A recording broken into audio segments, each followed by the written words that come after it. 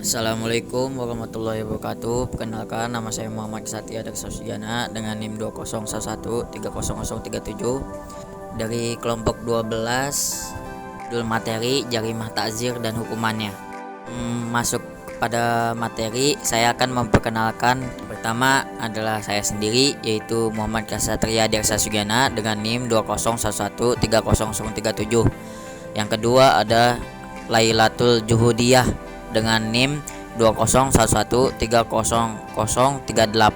Untuk pemateri pertama yaitu Lailatul Juhudiyah, waktu dan tempat kami persilahkan. Assalamualaikum warahmatullahi wabarakatuh. Perkenalkan, nama saya Lailatul Juhudiyah dengan NIM 2011338. Di sini saya akan menjelaskan tentang jarimah takzir dan hukumannya.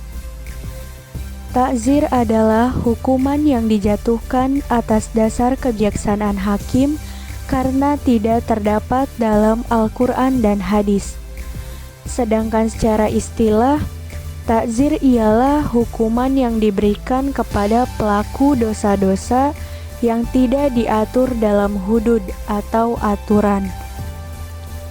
Takzir diberlakukan terhadap pelaku dosa sesuai dengan jenis pelanggaran yang dilakukan, sekalipun tidak dijelaskan untuk hukumannya baik dalam Al-Quran dan hadis.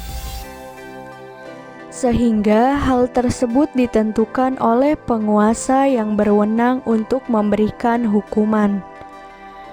Jarimah takzir adalah perbuatan pidana yang bentuk dan ancaman hukumannya ditentukan oleh penguasa atau hakim sebagai pelajaran kepada pelakunya.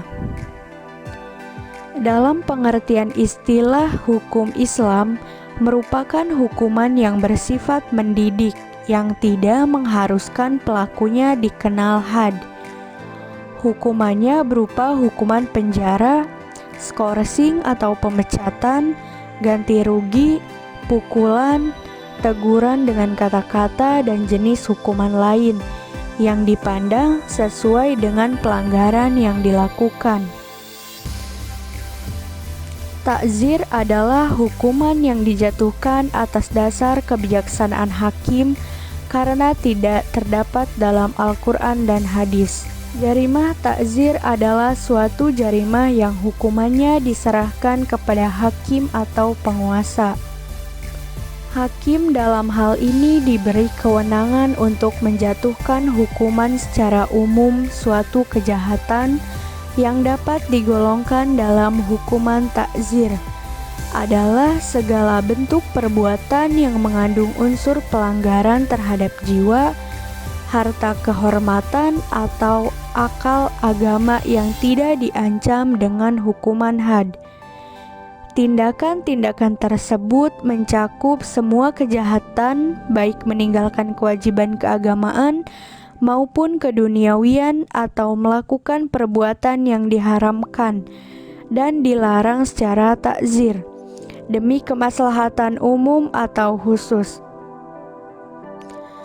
Adapun kriteria orang yang melakukan kejahatan-kejahatan yang berhak mendapat hukuman takzir yaitu: yang pertama, orang yang melakukan kemungkaran atau yang tidak diancam dengan hukuman had. Yang kedua, menyakiti atau mengganggu seseorang muslim maupun non-muslim tanpa alasan yang dibenarkan, baik berupa ucapan, perbuatan, maupun menggunakan isyarat dengan mata maupun tangan. Hukum takzir selalu dilandasi prinsip menjaga kemaslahatan umum dan menolak kemudorotan berkata umum. Jika tidak ada kemudorotan yang berskala umum harus ditolak, maka yang dipertimbangkan adalah kemaslahatan individu tanpa merugikan atau membahayakan orang lain.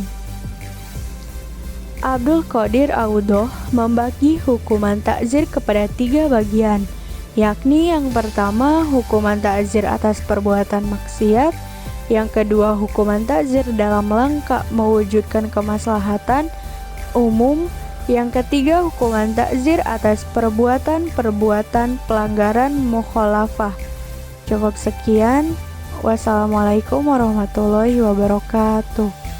Baik, terima kasih kepada Lailatul Judiah. Selanjutnya adalah pemateri kedua, yaitu saya sendiri. Assalamualaikum warahmatullahi wabarakatuh. Kenalkan, nama saya Muhammad Kesatria Diaksa Sugena dengan NIM 2011130037.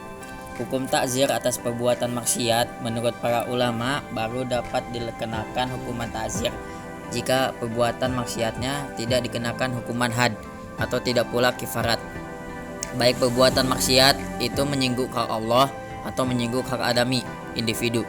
Sifat yang dijadikan alasan untuk menetapkan hukuman takzir adalah adanya unsur merugikan kepentingan atau ketertiban umum. Agar unsur tersebut terpenuhi, maka ada dua hal yang harus terpenuhi. 1. Ia telah melakukan perbuatan yang mengganggu kepentingan dalam ketertiban umum. 2. Ia berada dalam kondisi yang mengganggu kepentingan dan ketertiban umum. Macam-macam hukuman takzir itu: 1. Hukuman takzir yang berkaitan dengan badan, yaitu A. Hukuman mati, B. Hukuman jilid atau dera. 2. Hukuman yang berkaitan dengan kemerdekaan, A. Hukuman penjara, B. Hukuman pengasingan. 3. Hukuman yang berkaitan dengan harta. 4. Hukuman takzir lainnya: peringatan dan dihadirkan ke hadapan sidang, B. Dicela, C. Pengucilan, D. Nasihat, E. Pemecatan dari jabatan, F. Diumumkan kejahatannya. Sekian dari saya. Wassalamualaikum warahmatullahi wabarakatuh. Sekian dari kami, kurang lebihnya mohon maaf. Wassalamualaikum warahmatullahi wabarakatuh.